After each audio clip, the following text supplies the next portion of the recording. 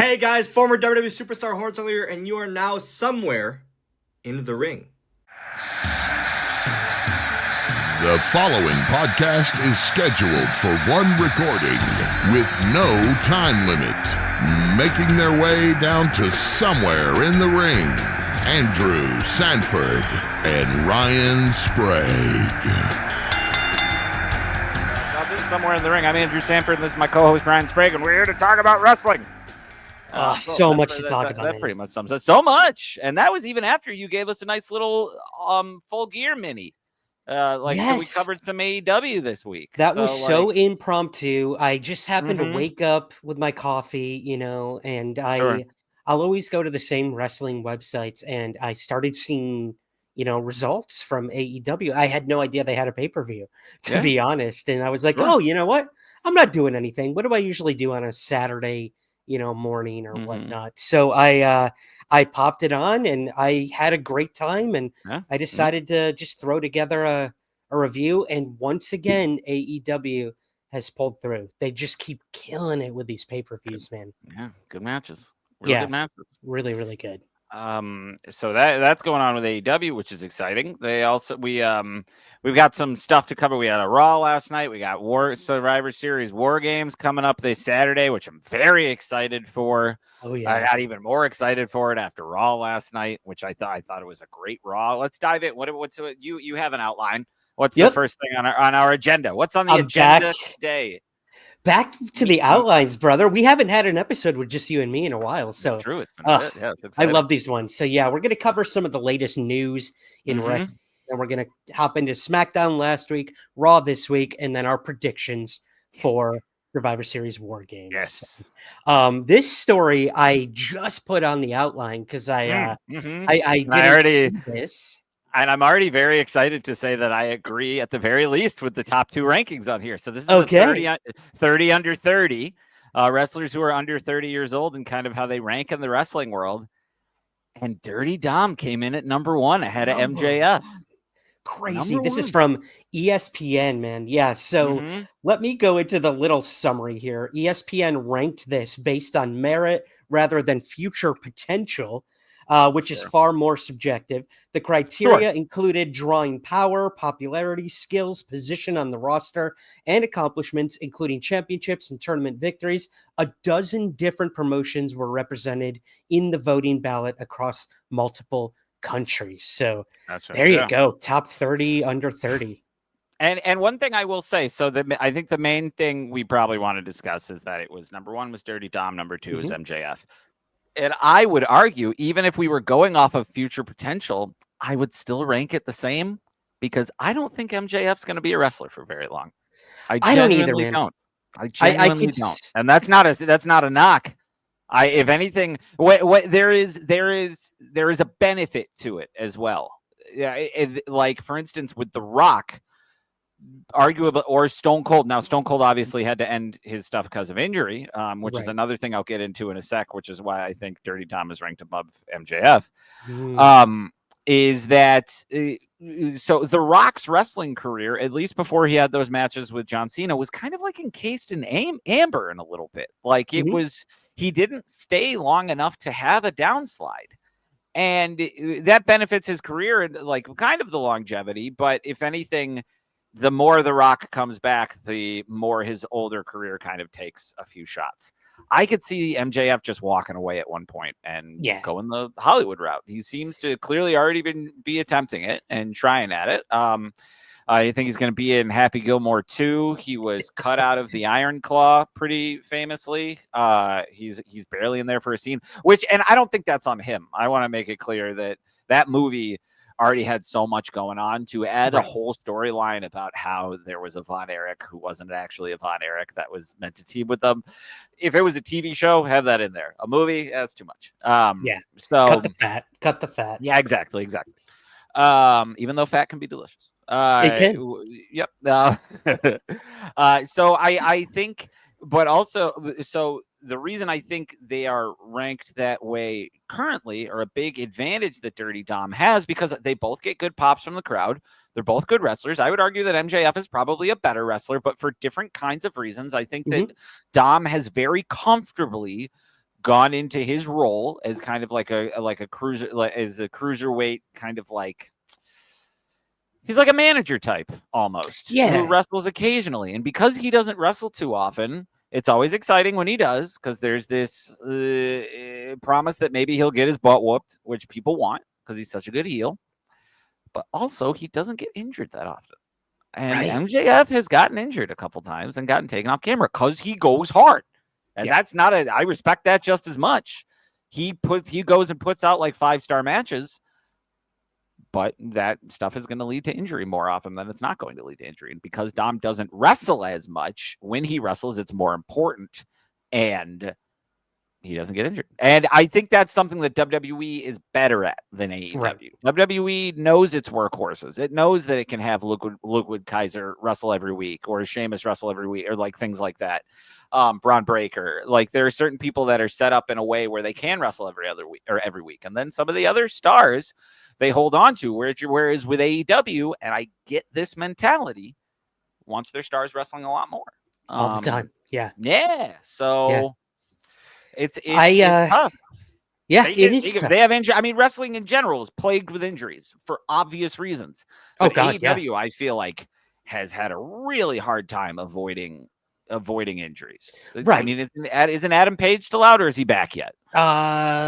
He is back, but not in full capacity. Gotcha. But you bring up a really good point. Like, these are the injuries we know of that have been made public. Sure. There's so many small injuries and injuries that wrestlers will, unfortunately, sometimes hide because they don't want to be put on the shelf for 6 months. They don't want to lose TV time. So these are just the ones we know about. But I would have to agree. I think MJF has a long career ahead of him, possibly in Hollywood. Whereas Dom, I don't see him really going anywhere past wrestling, being a incredible heel in wrestling. So I think they made the right choice here. On the screen here, if you're watching this, they have Toni Storm, which her character work in AEW, I keep praising it. She's just an incredible performer. So I get that. And of course, you have Rhea. Didn't she? I saw a headline, and I'm gonna sound like my parents for a second and be like, I saw a headline, I didn't read it though, but saw something going around that she had said she was retiring, or like she said she was.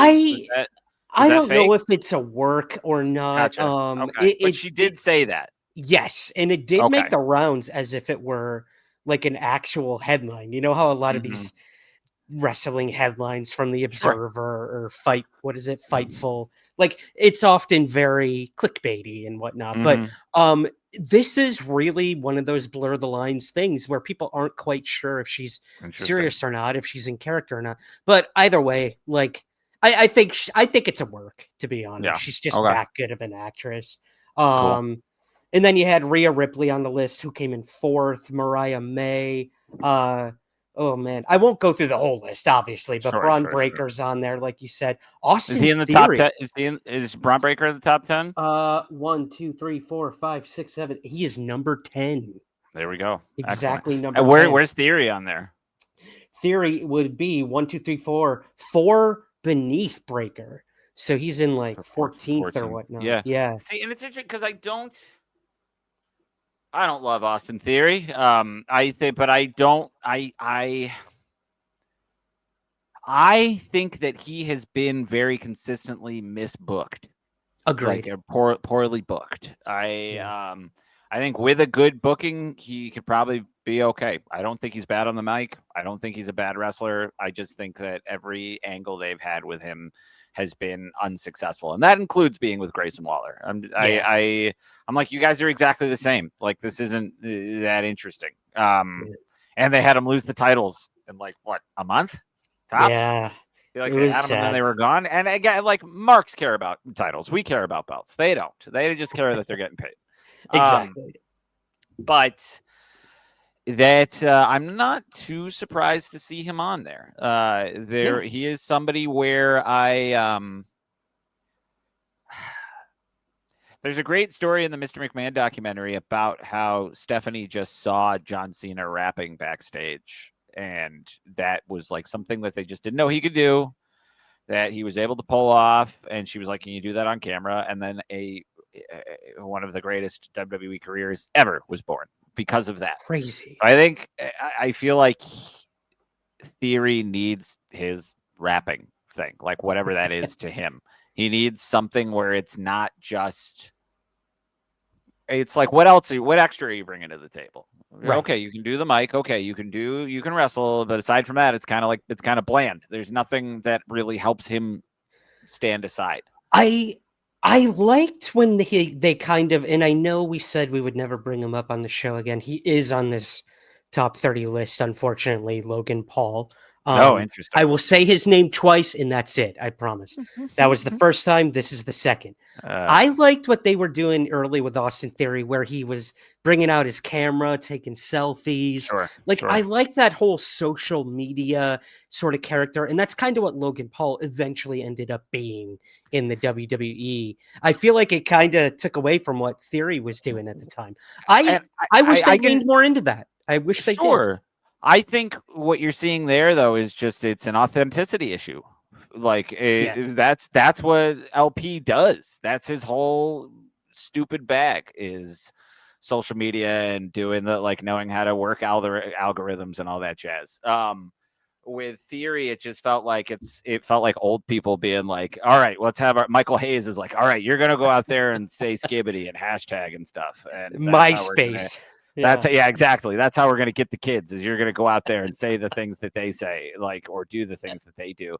And it's always, whenever they try stuff like that, it is always 10 years behind what's actually happening consistently. Yeah. So it always feels. Yeet. Let's be honest, dude. Hey, look. I see plenty of kids eating. They do that. There is a way to, I would agree if the whole crowd wasn't doing it with him. Right. You know what I mean? Sometimes you get lucky. Even a broke clock is right twice a day, like that kind of old adage. Yeah. And it maybe even that's something that Jay brought out himself. I honestly don't know.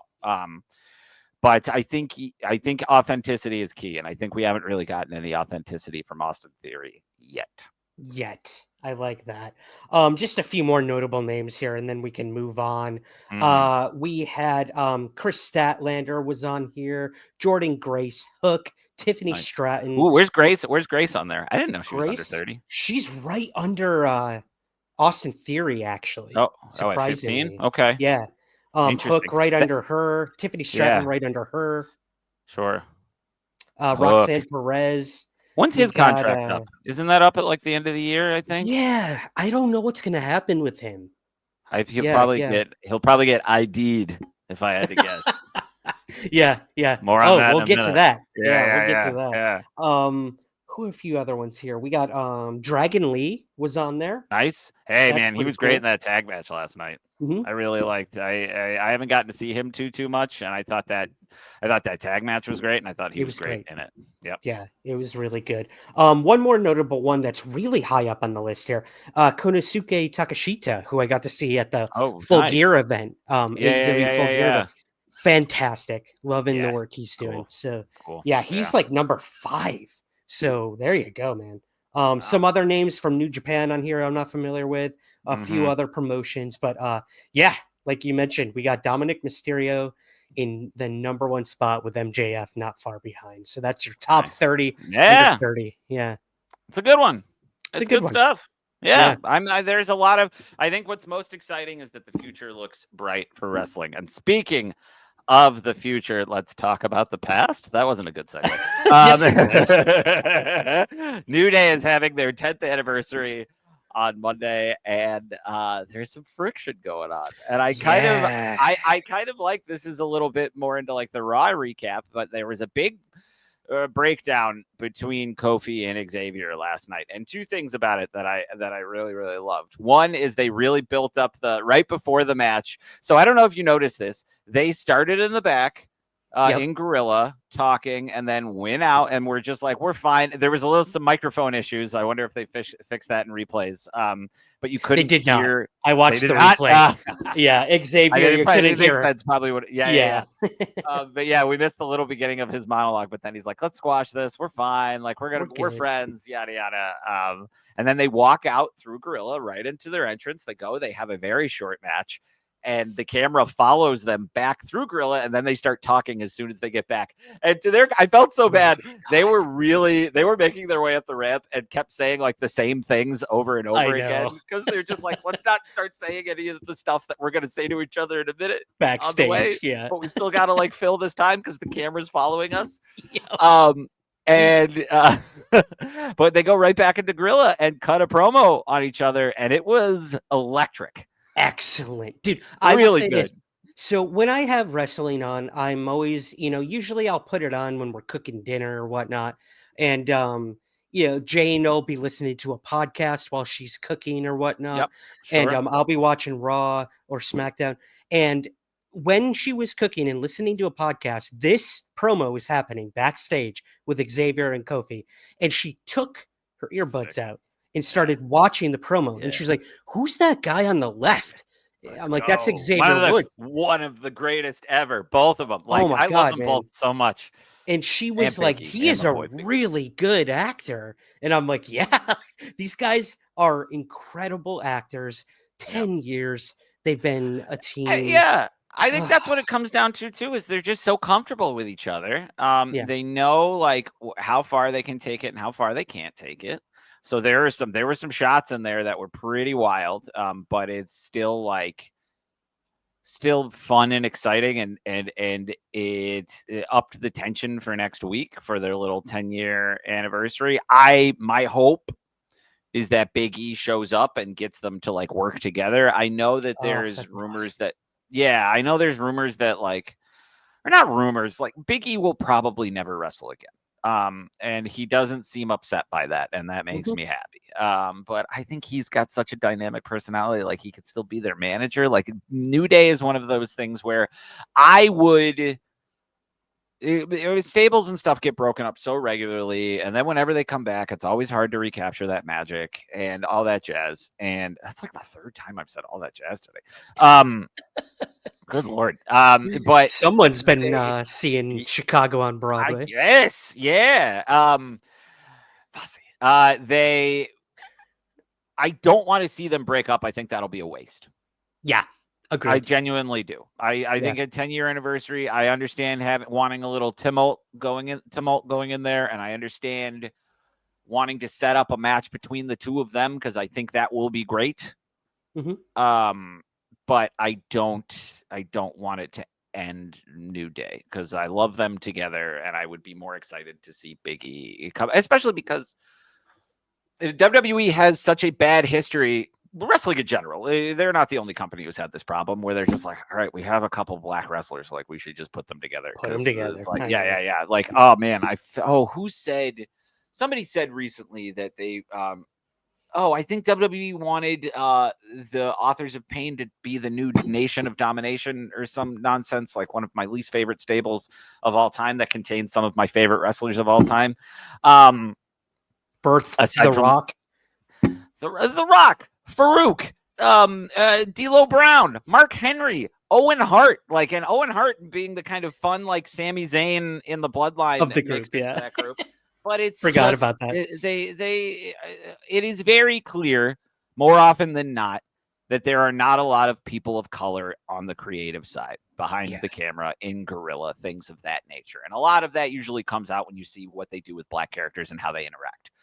So, I think that the New Day, I don't know how they formed. Maybe they'll talk about that sometime soon, or maybe it's out there already. But if the WWE put them together, they kind of rose above what could have been an unfortunate, like, let's just put these guys together because they're black situation. They transcended that, I think.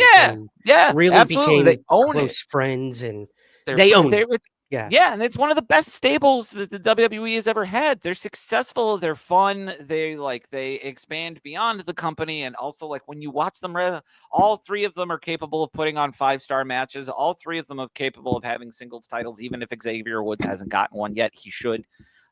So I'm looking forward to Monday because I don't think they're going to break them up, and if they do, I'm going to be bummed. I know. Well, on December 2nd, They will have their 10-year celebration. They're going to be honored on a special episode of Raw, like you mentioned, along with tributes across WWE's social media. There's going to be a 10-year photo gallery showcasing iconic moments. Awesome. They're going to have a compilation of the New Day's best matches on WWE's YouTube channel. There's going to be an exclusive sit-down interview with Kofi, Xavier, and Big E, reflecting on their decade-long ride on YouTube as well. And during Raw, we can expect a live tribute celebrating their accomplishments. And the last thing they have here is, although Big E remains sidelined with a neck injury, fans can anticipate heartfelt moments from the trio as they look back on their legendary careers. And I think you're right, man. I think he's going to be the glue. I really do. I hope so. He's definitely what's been like missing, even though I love Kofi and Xavier as a tag team. They've also just been not booked very well. And I feel like the whole, what was the dude's name that they brought in to try to replace Big E? Forgot about him already. Odyssey Jones, who was fired because he's a creep at best. I feel like they had to then drop the storyline for a little bit, and then the guys just kind of like floated around. I don't know. One other thing, and then I think we should move on. For sure, is that this is where the kayfabe stuff starts to become an issue, because I'm just like, don't put out an interview with the three of them being all happy, and then the same night be like, we're not talking to you. Like, right. That stuff. It's whatever at the end of the day, and I'll be happy to have that interview. But it's just silly. It's just silly, because in that same vein, I loved the CM Punk video they put on. Oh my God, yeah. I just watched that before we got on here. Incredible. Did I tell you did you see my little theory about that on Facebook? No. I don't think Damian Priest and CM Punk like each other. I am grasping at straws a little bit, but there's a lot of quick cuts in that little moment to like save time. Damian Priest starts coming through the curtain and they cut away immediately, and they do not show him and Punk's interaction. And then they cut to the next person, who I think is like Dirty Dom or Finn Balor or something. Yeah. They cut away instantly. And I would assume they were maybe both in Ring of Honor at the same time. I don't know, to be honest with you. I know Damian Priest. Yeah. Damian Priest is always, whenever I look, I'm just like, oh, Damian Priest been doing this a lot longer than I expected. I almost want to like look up, like just Google their names together and see if see what shows up. Yeah, Damian, a New York City boy. Because I saw that, because they went, so they were definitely like, okay, there's a video of him they've interacted since he's been back. Okay. I guess they've also wrestled since he's been back too. I don't remember that. Interesting. Yeah. Well, I hey, who knows? It was an interesting video. It was interesting to see each wrestler greet him backstage, because some you could tell were like, I don't. And I also just think everybody was very surprised too. I think they were that's surprised. The biggest. It's fun to see like genuine surprise on some of those people's faces. It was, yeah. They were shocked. They were. I also happy, love. They were sad. I love seeing Bailey get all excited. That always warms my heart. That he and Bailey love each other so much. That makes me happy. So yeah. It was cool. So I like that kind of stuff that very much breaks kayfabe. But CM Punk also has kind of a unique ability to do some of that stuff. Yes. Even I think he picks and chooses what he wants and doesn't want. So I think that helps. I think you're right. So very I would calculated that CM Punk. He's a very strategic man, that's for sure. Go check it out, guys. They just put it on the WWE YouTube channel. It's one of the highest put it on viewed. Yeah. I put it on our Facebook page. Yep. So it's out there. It's out there. Oh boy.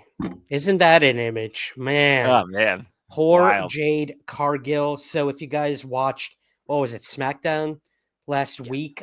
Jade is injured, but apparently this was not just a work. She is legitimately injured in the storyline. It seems that she was hit by a car. We don't know who did it. It's one of those famous WWE whodunits. They told us that she.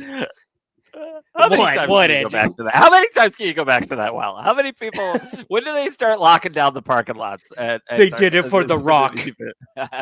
They did it for The Rock. But this is clearly a storyline to get her off TV. Unfortunately, because it seems that she was, at least. apparently. She was legitimately injured. She's being written out of storytelling. And this was to cover an actual injury. It isn't known how severe the injury is, but she could be out for, like you said, up to 3 months. That blah, blah, blah. Let's see here. I have the legitimate injuries here somewhere.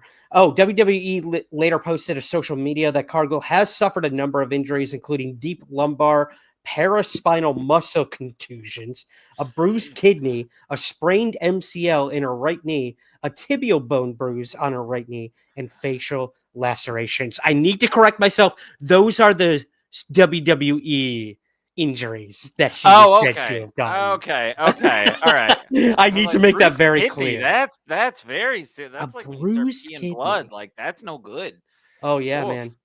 But Oh, we don't know the extent of her actual injuries, but apparently she is actually injured. So that means, and we'll get to it later in our Raw and SmackDown recaps, they are short a member for WarGames, the women's WarGames match, and we still don't know who that's going to be They actually did. They put out a poster. Did they? Yeah. Is it? Yeah, Is it what I think it is? Yep. Okay. Yep. Okay. Cool. Yep. We'll get to that later then. Cool. Cool. Yeah. But yeah, the only thing that it's a bummer. I do think though she was getting to a nice spot where she fans were really coming around to her. She was doing some good work, and I think she can just go away and come back and win the Royal Rumble. Yeah, I think you're right. That's where she made her debut, wasn't it? Yeah, Royal Rumble last year. So hey, it's been a heck of a year for Jade, and these things happen. So we're wishing her the best for a speedy recovery for sure. Yes. Let's get to our last news story, Andrew. Then we'll breeze through Raw and SmackDown. But this is making the rounds. It's pretty interesting. This WWID thing. You and I haven't actually talked about this. We haven't. I was actually going to ask if you had because I know kind of what it is. I believe it's just like their new kind of rookie training program, but it also feels like a way for them to be like, we're going to put our claws in people just in case we want them. And even if we don't have to sign them, which look, it could be beneficial for both sides regardless. What cracks me up is it seems that CM Punk is very much involved in the program because he is constantly sharing when new people get added to it. So that's interesting.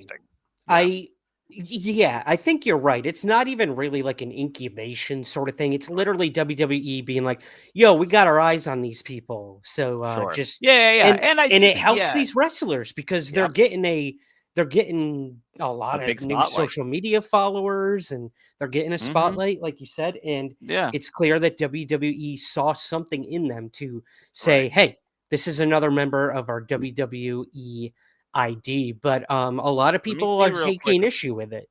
Sure. Let me see if I can find a recruit portal. WWE is designed to provide independent wrestlers a clear pathway to a potential career in WWE. Following the success of their NIL program, ID has been constructed to support independent wrestling prospects and schools with world-class training, development, and mentorship, in turn raising the profile of and strengthening the independent wrestling ecosystem. Now, this is another aspect of it I remember. I believe there will be schools that are ID specific, like whatever training is going on. And I believe Devon Dudley, Booker T, a few people who have schools. It's a bunch of WWE, former WWE like a farm, and it's like a farm system. I think it makes a lot of sense. Yeah.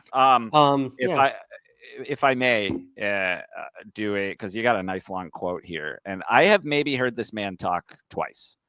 But I'm going to attempt to live read. I cannot wait for this. Tony Khan's. We have a quote from Tony Khan response. So please, Andrew. All right, let me see. Hold on. I get my eyes nice and wide. It's interesting. Yeah, I don't really know how it's going to work. I understand there's some kind of like first right of refusal aspect of it. Yeah, we haven't come up where it's been like a conflict yet. I do think it's going to affect the independent scene in some ways. Like we've had a really great experience over the years bringing in young wrestlers through the pandemic. The best place for independent wrestlers to get work was at AEW and on AEW Dark and Elevation. The women and men in AEW, we've seen so many great wrestlers work their way up from the independents. We've signed big free agents, and we have a lot of homegrown day one people. It's it's a great mix. I expect we'll keep signing great talent off the independents. I do think it's a different mechanism It's something to keep an eye on. It hasn't created major conflicts or anything yet, but I imagine it will definitely influence the independent wrestling scene. It's definitely something to keep an eye on. Now, the reason I wanted to do that kind of rambling response that he gave, it's because it's clearly upsetting. Oh yeah, I'm not bothered by this at all. Yeah, no, it is clearly. I'm not. Don't. It's very much drill old Twitter account. Don't write. I'm not mad. Don't let it write down that I got mad. Like it's that's what it feels like. That he is clearly because independent wrestling has kind of been their thing. It has, and WWE is way more selective, and sometimes won't even pick independent wrestlers. Yeah. So I do think that this is a fun aspect of that, and I do think it's part of CM Punk's influence. Because there were already rumors that he was going to be working with NXT and working with the next generation of wrestlers. I think he likes younger wrestlers and he likes helping younger wrestlers, which is, I would believe if that is very true, right? Mm-hmm. I would believe that. Yeah. I would also believe because so much of what AEW was trying to do when he left was make it seem like he was hated backstage and didn't want to help anybody but himself. I could see him doing this out of spite. No, he's like the king of backstage. Yeah, he's like, oh, okay. You think nobody likes me? Guess what? Like, and who knows? It could be a mix of both. It could be neither. But it does feel that way. And yeah, it sounds like Tony is a little worried, just a little. I think he should be. I think a lot of the indies, I don't want to say worried. I would say like AEW, yes. But for any other really small company, I think this is nothing but a good thing. WWE has made it very clear that they are not what they used to be, that they do want to work with other companies. We're seeing that come to fruition every single event. So I think it's great. Again, everyone wins with all of this. AEW, WWE, everybody wins. So I don't see a problem. It's a good way to pack shows, too. It's just like you'll have comedians be like, oh, I was on Comedy Central, even if they were on there for like 2 minutes. Like that kind of name recognition brings ticket power with it. So if these indie people can be like, I trained for WWE or with WWE or at a WWE facility, and that's if WWE will let them go around doing that, which I assume would be part of it. We'll see, I guess. But yeah, I agree. I think it will be beneficial to the industry even. I think so. Well, that's going to do it for the news section, buddy. Let's move to a very quick rundown of last Friday's SmackDown. Some big things happened, and then Raw that took place last night as we're recording this. We'll go through SmackDown really quick. I'll do SmackDown. You take Raw. Go ahead.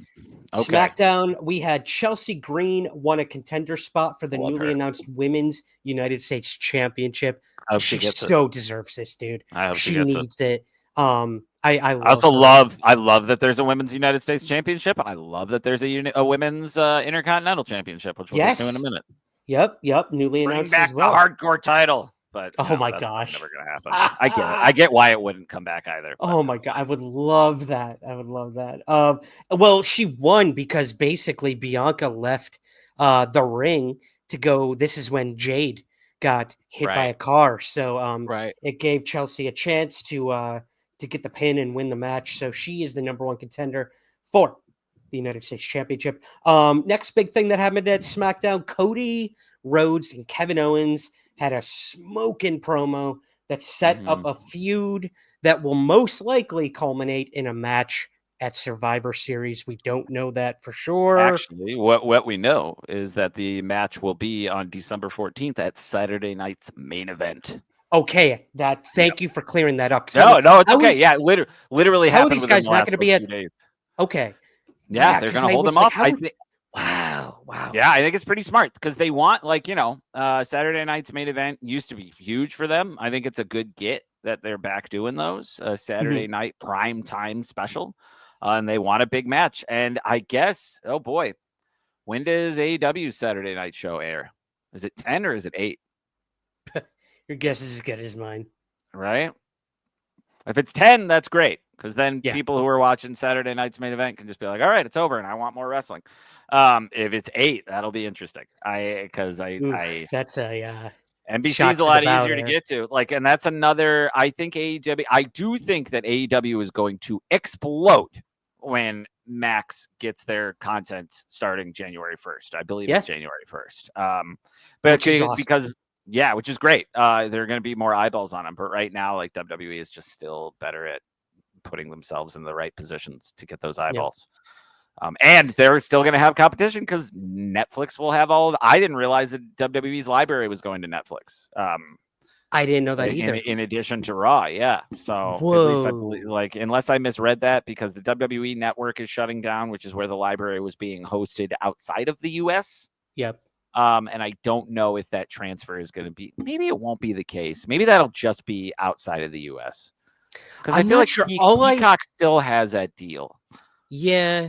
It's weird. I don't really understand everything that's going on. All I know is a lot of the UK people here are pissed because they're basically they all got an email because most people here in the UK use the WWE network, and they got an email saying, "Hey guys, we're out of here. Sorry, you're gonna have to go get Netflix for everything." Basically. So now all these UK people are going to be losing their pay-per-view events, everything, basically. Yeah, that's annoying too, because I'm sure Netflix is more expensive. It's also one of those things. Oh yeah, so are their pay-per-views going to be on Netflix in the UK? I don't know. I'm not sure how that's going to work. Huh? Yeah, I have Peacock because I still use my United States accounts, but I'm not sure. Wow, because I know the other thing was I remember I had the WTF app. Mark Maron had an app in the early days of WTF where it was $5 a year, and you got access to his entire library. Nice. And then when it was bought by Earwolf, or whichever one it was, that deal got grandfathered in. So even though Earwolf cost $4 a month, I got to have Earwolf for a while for $5 a year. Okay. And it doesn't sound like WWE's doing anything like that, which is a bummer. No grandfathering in price wise, but they're kind of like, no, we're not. Sorry. Yeah. Just sign up for this. Anyways, all right. Well, that's good to know about Cody and Kevin. I'm glad that that's going to be on a main stage at a main event. That's right. I forgot that's how we started. That's how, man, we are that little segue. Diatribe Central tonight, baby. Our last two big things of SmackDown looks like they're teasing the DIY breakup still between Ciampa and what's his name, Gargano. And then last but not least, we had the epic return of Paul Heyman to announce the 5th member of the OG Bloodline at WarGames, and that is the one and only CM Punk. Another great, man, they had some stuff from Gorilla that was great. I loved him posing with them. I thought that was fantastic. It's such a great setup for a feud between Punk and Rollins to keep going. I'm genuinely curious if Rollins shows up and screws that side over because of it. I feel like it's going to prediction, baby. Oh yeah, hey, we'll get to it. Okay, I genuinely. Again, words I'm using a lot. I keep saying genuinely. I believe all that jazz. And all that jazz. Oh, those weren't very good, and they weren't even centered. I think it would be very hard to make Punk a heel right now. So that would be difficult to do leading into a match against Rollins.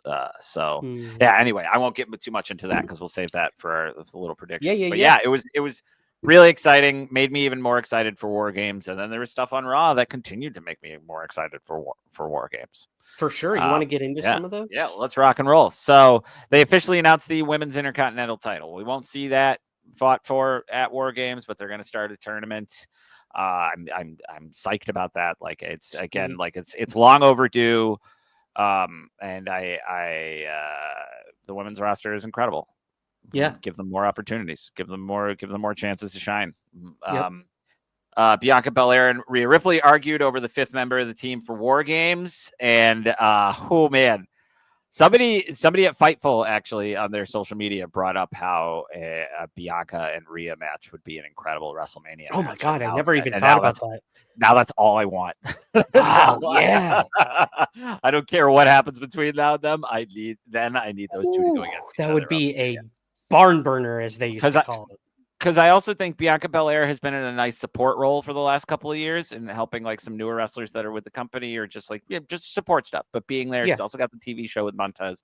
I think it's time for her to be back tumbling with some of the higher profile. She's best solo, man. She's great. She's probably the one, EST, if baby. not the best. Yeah, and best women's wrestler. So I would have to agree with that. Yeah, we had Braun Breaker versus Ludwig Kaiser. And a match for it wasn't for the Intercontinental title, it was just for the belts, right? Or not for, it was just a match. And my neighbor Sheamus interfered. We figured out he does probably live around here somewhere. I saw him walking his dogs the other day. And he interfered, and now it's going to be a 3-way match for the Intercontinental title at WarGames, which I am psyched for. I like all three of those guys. I think they've been wrestling really well, doing a lot of fun stuff, and I just think it'll be a nice, fun brawl. And they each bring something different to the table, which is always my favorite like aspect of when a triple threat match is just like, who knows what kind of match this is going to turn into. That's always exciting. Great. So New Day took on the Alpha Academy, which I haven't seen them since they've gotten the whole like the Kurt Angle outfits, and I love it. I think it's great. I think they look great. I love the Creed brothers. I think they're great wrestlers, and it's been awesome to watch them wrestle. And they're doing the "You Suck" chant again. It's just bringing back so many memories. It's like legacy stuff. I love it. It's great. Yeah. But then they had that big blow up, Kofi and Xavier, as we talked about after they lost the match. So that was a great setup. Probably the best thing of the night. In a good night. It was a good Raw. There was also a brawl right at the beginning between Gunther and Damian Priest. I'm pretty sure Gunther's going to win on Saturday because Damian Priest just keeps getting the better of him. But just good stuff. And then the main event was a WarGames advantage match between Bianca Belair and Nia Jax. And Old Bailey showed up to help Bianca win the match. And then WWE put out a poster showing that Bailey will be the 5th member of that. Okay.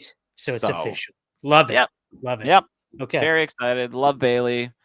Love her getting a chance to get in that mix. Another one where I liked damage control just fine, but I'm excited to see her again break out more into like the singles game. And I felt like her title. God, did she win the title this year? Yeah, she won it at WrestleMania this year, didn't she? Yeah, she did. Yeah, and then it was just gone. So I'm excited to move on from that and have Bailey do some more. That was Raw. It was a great Raw. Yep. All leading up to WarGames, like you said. So let's get into it, baby. Should we? Our predictions. Absolutely. For Survivor Series WarGames coming to us Saturday, November 30th. Let's start with this one. We got the triple threat: Breaker, Sheamus, Ludwig. What do you got? Who do you got? What do you want? All right. What I want to say very quickly is I'm a very smart person because last night I finally realized, I was like, wait, Intercontinental, isn't that just a world champion? If you're Intercontinental, doesn't that mean you're champion of the world? A world that is made up of continents? That really got in my head for a little bit last night. Anyway, that keep you up. That keep you up till 4 a.m. Too long. Yeah. Forget my children's safety. I was just like, but wait, Intercontinental means I'm seeing the murder board behind you in the Charlie Day meme. Pepe Sylvia. I think Breaker's got this one locked. Okay. I just based on what they're doing, he just lost it and then got it back, and I just don't see them having him lose it again this soon. Okay. That being said, I think Ludwig could be a dark horse. I think they're real high on him right now, and I kind of like that. Yeah. And he's good. He's earning it. I feel bad for Giovanni. What's his name? I haven't seen him since they kicked him out of the group. I don't even know if he's still with the company. Yes, he is. He was in a backstage segment. You know when they'll often have like really random wrestlers backstage talking to one another in like Gorilla, or not even Gorilla, but like catering basically. Yeah. He was there. Ooh. So there's a great story. On TV. He got on TV. Yeah. And look, you're getting paid. You got to show up. Exactly. It does crack me up. There's a story about Omos having been like, I think it might have even been like a WrestleMania, or maybe it was a Raw, but he had to learn to like always bring your gear thing because he was in catering, assuming he was going to be out that night, off that night eating. And at the last second, they were like, "Oh, boss, you're wrestling in 20 minutes," and he had to like get somebody else's gear or something. I don't know who else he could have worn. Somebody that yeah, seriously. Anyway, who do you have in this match? Who do you think's you know what? I'm gonna go for a long shot here. I think Ludwig has a chance. I think WWE is super hot on him right now. He is killing it with the promos. I would like to see him actually win this and see what he can do just as a solo defender of this title. I think he's paid his dues. Nothing against Sheamus at all. Sheamus had a great return after being out for a really long time. But I think this is a chance for Ludwig to really up and shine. I do. Yeah. That being said, one last thing before I forget, I think there could be a world. Two things, actually. Breaker had an incredible spot last night where he ran around the ring to do his spear, missed, and went chest first into the corner of the announce table. I don't know if you noticed that. It was one of the craziest bumps I've ever seen. I don't know how he did it without hurting himself. Maybe he did. But I think WWE is really hot on him right now, too. And I could easily see a world where he loses this now and they keep building him up to win the Rumble. Good program this year. Yeah. We have him win the Rumble and then have him challenge for the World Heavyweight title. Because I will say, like, the men's Royal Rumble, I have zero prediction. Well, actually, the betting odds just came out and apparently Cena is listed as like the favorite to win. Oh, interesting. Okay. Which would make sense. He has mentioned maybe is that when he's coming back? He'll be back before that. Before that, okay. He'll be back January 1st for the and Peacemaker just wrapped. He'll probably take like a month and a half off, train, all that good jazz. And I missed it up that time. I missed it in there because I tricked you. But he is coming back. He'll be on the Raw, the Netflix Raw, I believe. Okay. So that's like their big push. Yeah. All right. All right. Next, LA Knight, Shinsuke Nakamura. I think this might be a match of the night. Really? It has the potential. Absolutely. Wow. Absolutely. Just as far as like a pure wrestling match goes, I think this has the potential to be match of the night. Yeah. And I don't want it to be the last match between the two of them. I don't know if that means Shinsuke wins. I don't know if he but this is the first time where a feud that LA Knight has been having has felt real. You know what I mean? Like a real challenge for him, a real challenge for the other person. Shinsuke has kind of an opposing energy for him, so I think they work well together. I'm loving his whole like back dark with like makeup and just being weird, and I really cool. I'm very excited. So I think this could be the match of the night. My guess is that Knight wins by disqualification. Okay. Like Shinsuke gets disqualified for doing something. I could see that. Yeah. I'm going to go with LA Knight as well. I don't think his title reign is over by a long shot. But like you said, this could be a standout match. My biggest worry, as always, is, Shinsuke's got the strong style thing down. LA can really throw down too strong style, but LA always takes these risks with these high spots. Oh, sure. And he has failed more times than he succeeded. So I just want him to be careful. That's all I want. I want my man to be careful because I'm still an LA Knight mark. I have been for a long time. So just, buddy, be careful in the ring. That's all I'll let him know. For. Yeah. Please let him know. I know. Yeah. All right. Let's move to our next match. Yeah, we got a WarGames match. I'll be interested if they I was just looking at, not that I think you put this in any particular order. Yeah. But I would be interested if they did the WarGames match. Yeah, I'm not sure. Match I always guess these things. Yeah. So with this one, we got Rhea Ripley, Bianca Belair, Naomi, Io Sky, and mystery opponent, who we now know will be Bayley, against Liv Morgan, Nia Jax, Raquel Rodriguez, Tiffany Stratton, and Candice LeRae in a WarGames match. And we also now know that Rhea and Bianca's team will have the advantage. So what does that mean? It means, so the way the WarGames match works out is they have two people in the double ring to start. Okay. And then I believe it's every 2 to 3 minutes, another person is let into the ring. If you have the advantage, you are the first team that gets someone else in the ring. Okay. So, But yeah. nothing can happen until everyone is out there, right? Like, A pin there can't be a pin happen. or anything? Yeah, there Okay. can't be a pinfall or a submission until everyone's out there. Gotcha. But, it could be 2-on-1 and then 3-on-2 and then 4-on-3 and before it gets to and then 5-on-4 and then it'll be 5-on-5. So they will have Got it. whenever they will have an advantage whenever a new person is added to the match. Okay. Interesting. Yeah. Yeah. No, yeah. That's the And war in the games, baby. Yep, and I think I think the bad team's probably going to take this one. The bad team. All right. Yeah. Like Yeah. the heels. I feel like the heel squad probably going to win. I'm going to have to go with you on this one. This seems a little thrown together. Sure. There's just a lot going on. Like, Mhm. the teams don't really make sense if you really break them down too much, but Oh. it is what it is. They needed Yeah. a women's WarGames match, or did they? I could have gone with a couple good tag team matches. I would just be fine with the classic Survivor Series match coming back. I think those were fun. But I like a double cage, so I'm kind of like caught between two worlds. I do think the build one up to this one has been a little lackluster. And to be fair, I thought it was the same with the other one until CM Punk got at it. Because it felt like they were just kind of spinning their wheels for weeks. Yep. And then it's like they forgot and remembered all of a sudden. They're like, oh, we have another Paul Heyman guy that we can throw in this match. Or who knows? Maybe they knew that all along and we're just waiting until the right moment. But it felt very like, oh, wait, hold on.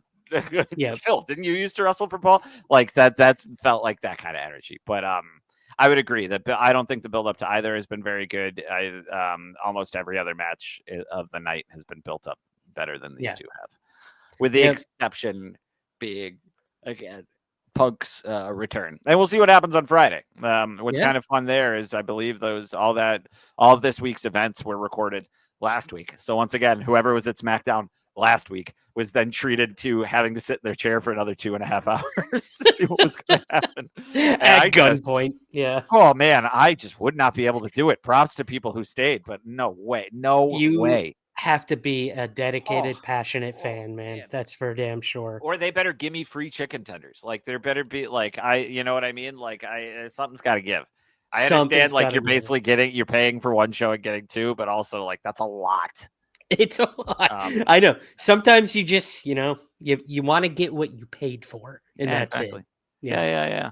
All right, who do we got here for the World Championship?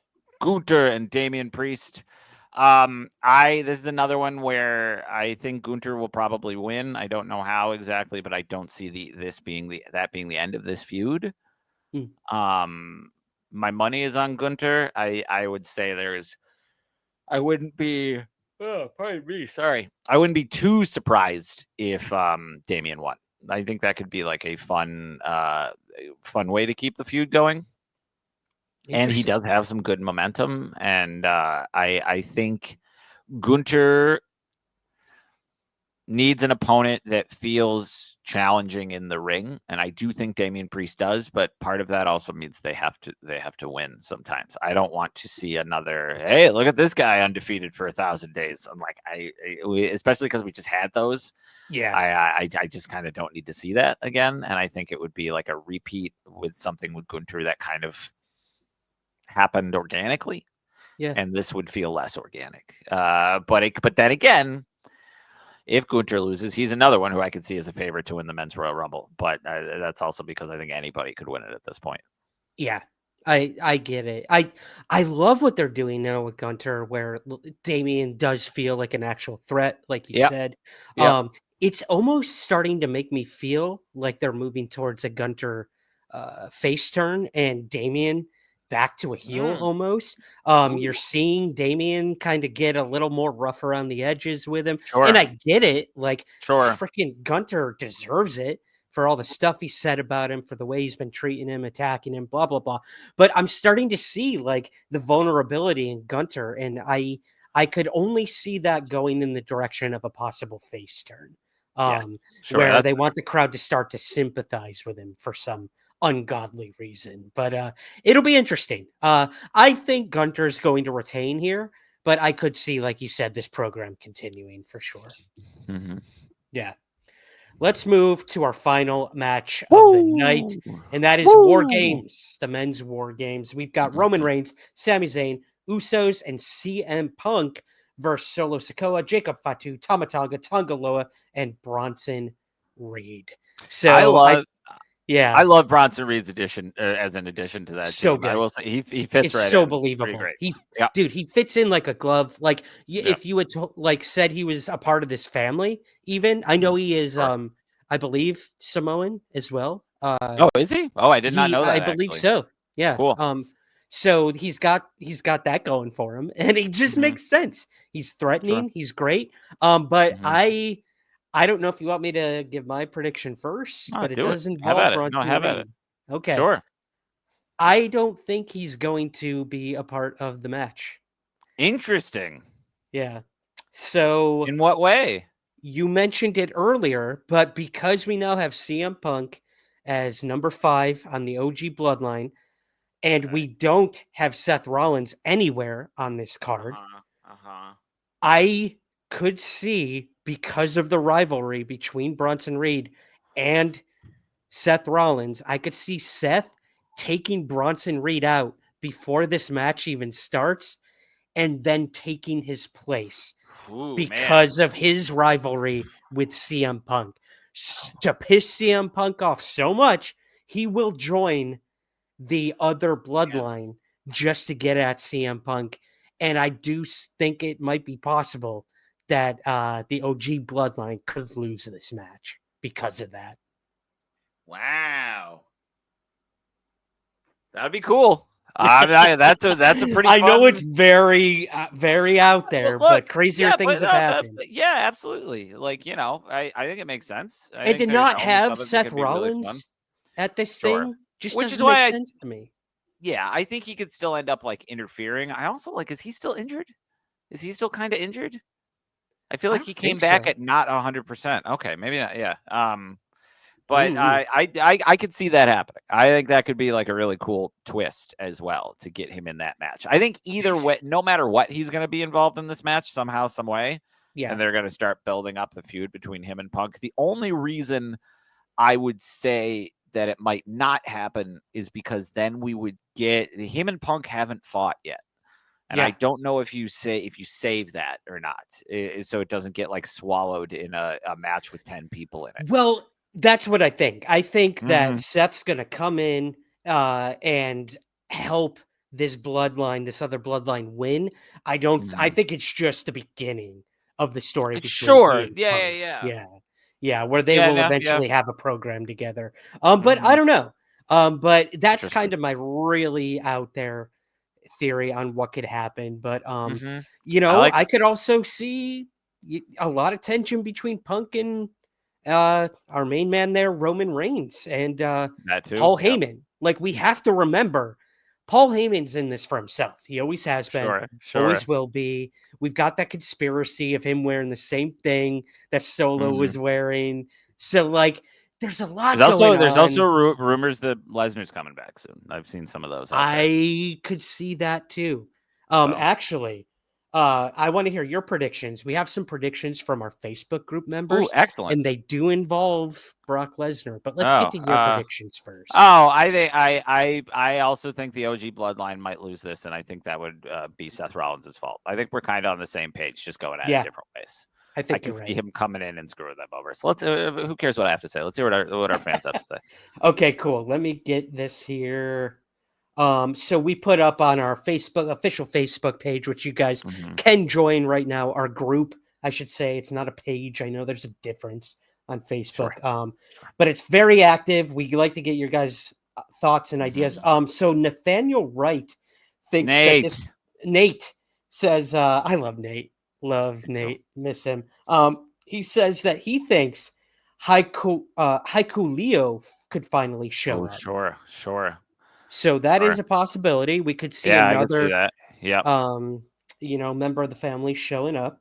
Andy McGrillen, our good friend over in England, who hosts that UFO podcast, he chimed in and said he thinks Sammy turns on the bloodline or Jimmy does. Ooh. So maybe Ooh. someone's turning. Fun. Sure. Someone is turning on somebody in this sort of Yeah. match. So that's what he thinks. And then we've got, here's the big one from our good friend moderator over at the group, Brian Whitmore. And he says, I think it's going to end with Paul Heyman in grave danger. Both bloodlines will be fighting, and Paul will be caught in the middle of CM Punk, Solo, and Roman. Solo will have Heyman by the gizzards. Roman and Heyman won't know what to do other than stand there and watch helplessly as the wise man gets it. And then the music hits. It's Brock Lesnar returning to the WWE, this time with all 5 Infinity Stones. Brock destroys everyone and kidnaps the wise man. Wow. Kidnaps the wise man. The only way the Bloodline and OG Bloodline can save Wiseman Paul Heyman is by joining forces to take on the Beast and Final Boss, who will make his return at a later date for possession of WWE's Infinity Gauntlet, aka the Ulafala and the Wise Man himself. So interesting. Brian is going all out. That's a pretty extensive prediction. I appreciate that quite a bit. And I would, if I had any changes there, I think the biggest problem with the new bloodline is that Solo Sikoa is the leader. And that's no, I guess it is a slight against him, but it always he is no final boss. He is no Roman Reigns. He is no so when it comes down to it, I don't see the bloodline expanding under him. Yeah. However, if Heyman were to turn on Reigns and maybe bring Lesnar back, and Lesnar just took control of the OG of the new bloodline and became their new tribal chief. Yeah, I could see something like that happening because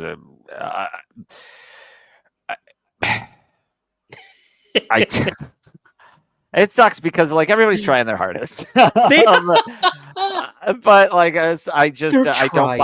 I don't buy Solo Sikoa as a leader of this group at all, especially with how ferocious and powerful they are. I just don't buy it. He doesn't. I know. He doesn't carry himself the same way. He doesn't. There's just he always looks scared, but inside. It's those puppy eyes, man. Yeah. It really is. There's something. I'm sure he's a very nice guy, or maybe he's not. I don't know. I don't know him personally, but just judging based just on the wrestling aspect of things, and I do think he's a good wrestler. I think he's gotten better on the mic, but not great.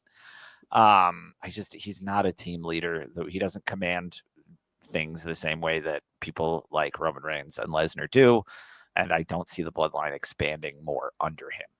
Okay, but if Lesnar comes in and usurps his role, then we got something a little bit more interesting. Yep, and then we can't forget Cody could play a role in all this. Maybe not at WarGames. Yeah. We still have The Rock. We've got John Cena coming back. Right. I am seriously now believing Paul Heyman when he said we're only in the 3rd inning of the Bloodline story. I see it now. He was. Yeah. I laughed when he said that at a press conference, and now I believe it. We really are. And who knows where it's going to go, man? But it's all happening this Saturday at Vancouver. They're gonna do WarGames and they'll go shoot a CW show. Yep. But yeah, that's our predictions. Those are our recaps, and that's our show. Ryan, what's going on? If people want more of you, where can they find you?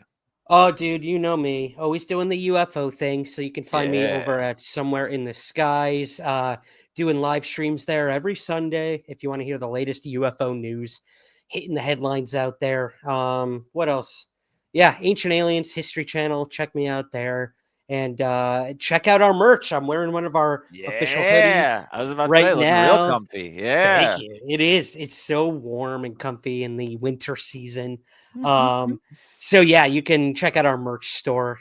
Link is in the show notes, along with a link to Andrew's short film. So tell us about what you got going on, buddy. Thank you. Yeah, as always, you can watch Pay the Tithe on Vimeo, my short religious horror film, which is becoming more and more relevant as the days go on, which is very, very depressing. Look, Look up Project 2025, everybody. I mean, you might not even have to look it up because guess what? It's coming. I